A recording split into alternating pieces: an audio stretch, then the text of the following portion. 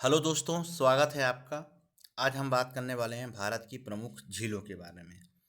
दोस्तों, काफ़ी महत्वपूर्ण है टॉपिक और अधिकतर इससे प्रश्न पूछे जाते हैं। सीधा सीधा कभी कभी झीलों के नाम पूछ लिए जाते हैं या किस राज्य में स्थित है वो पूछ लिए जाते हैं, या इसके दूसरे तरफ से पूछा जाता है कि क्रेटर झील किस टाइप की झील है, या ये लोनार झील किसका उदाहरण है।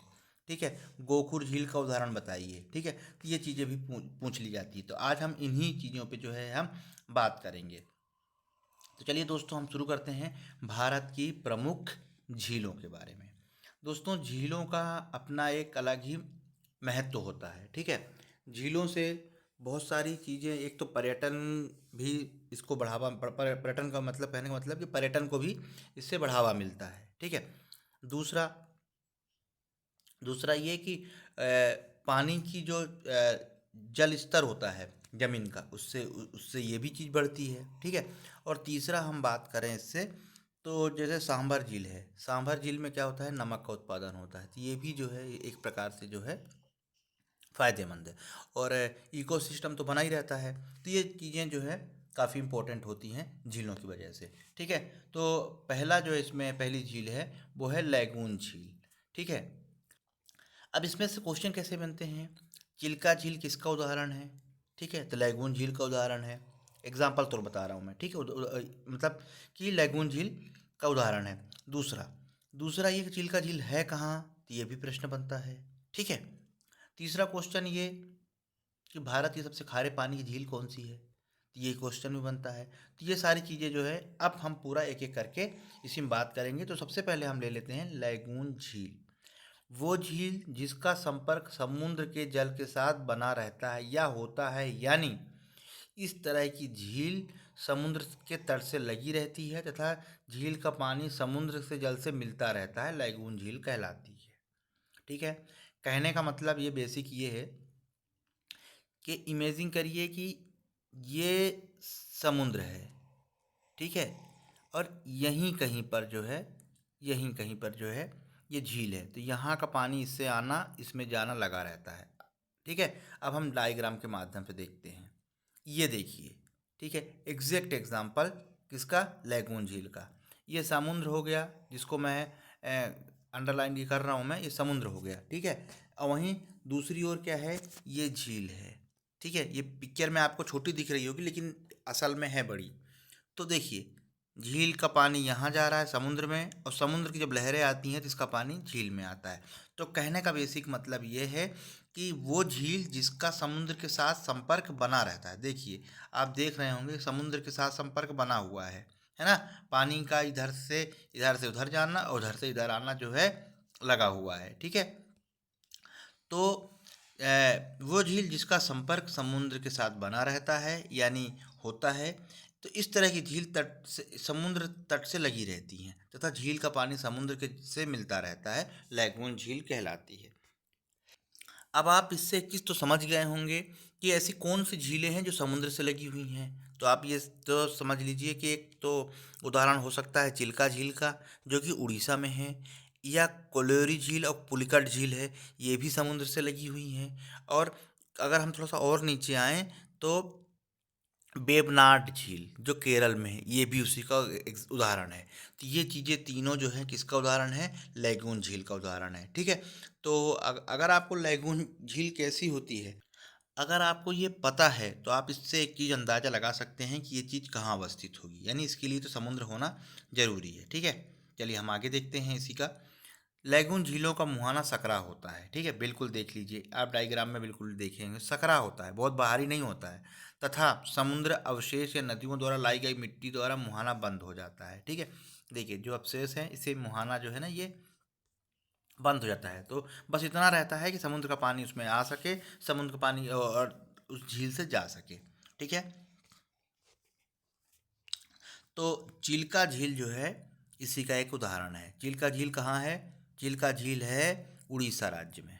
ठीक है, उड़ीसा राज्य में है। दोस्तों, ये यहाँ पर एक पक्षियों का नेशनल पार्क भी है छोटा सा। ठीक है, बहुत ही बायोडाइवर्सिटी के लिए लिहाज से बहुत महत्वपूर्ण है। पर्यटन भी आते हैं यहाँ पर। तो ठीक है, पर्यटन पर्यटन भी आते हैं, तो इससे क्या होता है, देखिए, एक पर्यावरण को भी फायदा होता है, एक आर्थिक तौर पे भी फायदा होता है, ठीक है, और इसके अलावा जो जीव जंतु हैं उनको भी जो है संरक्षण मिलता है। तो इतने सारे फायदे होते हैं, ठीक है। ये भारत की सबसे बड़ी झील है और लैगून झील का पानी हमेशा खारा होता है, ठीक है। खारा क्यों होता है, क्योंकि समुद्र का पानी खारा होता है। समुद्र का पानी तो है, आता जाता रहता है, ठीक है। तो यह भारत की सबसे बड़ी झील है। तो पूछा जाए कि भारत की सबसे बड़ी झील कौन सी है, तो यही नाम रखिएगा, या कौन सी, चिल्का झील। ठीक, चलिए आगे देखते हैं। अन्य लैगून झीलें कौन कौन सी हैं, पुलिकट और कोलेरू झील, जो आंध्र प्रदेश में है, ठीक है। पुलिकट झील, जो पुलिकट है, यह भारत के आंध्र प्रदेश और तमिलनाडु राज्य में स्थित है। दोनों के बॉर्डर में स्थित है, पर है तट में ही है, ये भी ध्यान रखिएगा। पुलिकट झील में ही श्रीहरिकोटा द्वीप है, जिस पर इसरो का सत ठीक है। तो जो हरिकोटा श्रीहरिकोटा का द्वीप है, उसी द्वीप में जो इसरो का, यानी जो भारत का अंतरिक्ष केंद्र है इसरो, ठीक है, ये इसी पे स्थित है, ठीक है। जहाँ से हम देखते हैं कि यहाँ से रॉकेट है या उपग्रह जो है छोड़े जाते हैं, ठीक है। तो मैं एक बार फिर बता देता हूँ। पुलिकट झील भारत के आंध्र प्रदेश और तमिलनाडु राज्यों में स्थित है। पुलिकट झील में ही श्रीहरिकोटा द्वीप है, जिस पर इसरो का सतीश धवन अंतरिक्ष केंद्र स्थापित है, ठीक है। अब पुलिकट के बाद कोलेरू झील आंध्र प्रदेश राज्य में स्थित है। कोलेरू कृष्णा और गोदावरी डेल्टा के बीच में स्थित है, ठीक है। वेम्बनाड और अष्टमुडी झील बहुत इंपॉर्टेंट है, बहुत बार प्रश्न पूछे जा चुके हैं। कहाँ है, ये केरल में है, ठीक है, केरल में है। अब यहाँ से एक और इम्पोर्टेंट, केरल की जो लैगून झील है उसे कयाल कहा जाता है। ये प्रश्न कम से कम 20 बार पूछा जा चुका है, ठीक है। एमपी पीसीएस में बहुत बार पूछा गया है, दूसरे स्टेट के पीसीएस में पूछा जा चुका है, और लोकल एग्जाम में तो ये पूछा ही जाता है, ठीक। चलिए, चिल्का झील एशिया की सबसे बड़ी खारे जल की लैगून तथा दुनिया की दूसरी सबसे बड़ी तटीय लैगून झील है। कहने का मतलब ये खारे पानी झील के साथ साथ लैगून झील है, एशिया की और दुनिया की दूसरी है, ठीक है। तो दोस्तों, इस तरह से जो है चिल्का झील के बारे में अभी, मतलब लैगून झील के बारे में हमने पढ़ा, ठीक है। तो ध्यान रखिएगा लैगून झील क्या कैसी होती है। अगर आपको ये डायग्राम याद रह जाएगा तो आप कभी भी लैगून झील के बारे में कभी भूल ही नहीं सकते, ठीक है। तो इस डायग्राम को अच्छी तरह से दिमाग में फिट कर लीजिए। केवल डायग्राम को, अगर आपको डायग्राम याद है, आप लैगून झील के बारे में सब कुछ लिख सकते हैं, ठीक है। कभी भी ऑब्जेक्टिव क्वेश्चन भी गलत नहीं होंगे। चलिए अगली झील देखते हैं हम।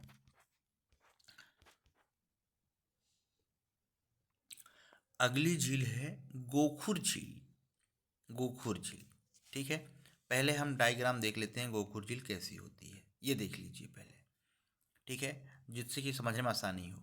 यानी नदी यहाँ से चलती है, यहाँ से मतलब डायग्राम की सब बता रहा हूँ, बाकी नदी कहीं से और से आई होगी, यहाँ से चलती है, ऐसे होके ये ऐसे चली बहती चली जाती है, ठीक है। ये हो गई। लेकिन बहते बहते जब इसका गोखुर ये वाला हिस्सा आपस में मिल जाता है, तो नदी ऐसे ना बह के फिर ऐसे बहने लगती है, ठीक। समझ में आया, उम्मीद करता हूँ आ गया होगा। मैं एक बार फिर बताता हूँ आपको। आप देख रहे होंगे डायग्राम में, नदी ऐसे ऐसे ऐसे ऐसे पूरी बह रही है, ठीक है ना, एक गोखुर के उसमें सर्पाकार में, ठीक है, विसर्प करते हुए बह रही है। लेकिन क्या होता है कि जब ये जो गोखुर ये वाला हिस्सा है ना, नदी बहते बहते क्या हो जाएगा कि आपस में धीरे धीरे ये धीरे धीरे ये हिस्सा अगर कम हो जाएगा, तो फिर नदी यहाँ इधर ना बह के फिर यहीं से बहने लगती है, ठीक है। तो फिर लेकिन इधर पानी तो भरा हुआ है, तो ये पानी जो भरा हुआ है ये फिर झील का रूप ले लेता है, इसे ही गोखुर झील कहते हैं, ठीक है। चलिए अब हमने जो ऊपर पीपीटी में बनाया है वो बताते हैं आपको। जब नदी विसर्पण करती हुई बहती है, कहती नहीं है, ये बहती है तथा दो विसर्पण आपस में मिल जाते हैं, जिससे नदी सीधे बहने लगती है, ठीक है। जैसा कि मैंने अभी डायग्राम में बताया था, जब नदी विसर्पण करती हुई बहती है, जब और दो विसर्पण, ठीक है, जब आपस में मिल जाते हैं, यानी कहने का मतलब जब ये आपस में मिल जाते हैं, ये विसर्पण करते हुए बह रही है, जब आपस में मिल जाते हैं तो फिर नदी यहाँ क्यों बहने आएगी, फिर तो सीधे सीधे यहीं बहना स्टार्ट कर देती है। तो जो ये बचा हुआ जल है वो झील बन जाता है। तो वही यहाँ बताया जा रहा है कि जो आपस में मिल जाते हैं जिससे नदी सीधे बहने लगती है, तो जो भाग छूट जाता है, ठीक है, वह भाग झील में बदल जाता है, ठीक है। यानी ये वाला जो भाग है ना, जब नदी यहाँ से विसर्पण मिल गया, ठीक है, जैसे धीरे धीरे पानी बहता बहता बहता यहाँ तक आ गया था, आपस में मिल गया, तो यहाँ पानी नदी यहाँ से बहने लगती है। तो जो ये भाग छूट गया तो पानी तो भरा हुआ है, तो फिर क्या बन जाएगा, ये झील का रूप ले लेता है। ठीक, तो यानी कहने का मतलब ये कि नदियाँ अपने विसर्ग को छोड़ के सीधे बहने लगती हैं, जैसा छूटा हुआ भाग झील का रूप ले लेता है या बन जाता है, उसे ही गोखुर झील कहते हैं। उदाहरण के लिए जम्मू कश्मीर की जो बुलर झील है वो गोखुर झील का ही उदाहरण है या एग्जाम्पल है। इसको अच्छी तरह से याद रखिएगा, प्रश्न में बहुत बार पूछा जा चुका है बुलर झील किसका एग्जाम्पल है। ये तो सब जानते हैं कि जम्मू कश्मीर में है बुलर झील, लेकिन वो कैसे बनी है ये इंपॉर्टेंट है। झेलम नदी पे बनी हुई है, झेलम नदी। ठीक, तो इस चीज़ को आप विशेष तौर पे याद रखिएगा। अगर आपको ये डायग्राम, मैं फिर कह रहा हूँ, अगर डायग्राम याद रह जाएगा तो आप कभी नहीं भूलेंगे। झेलम नदी है, झेलम नदी जो पर जो है ये गोखुर झील बनी है, बुलर झील।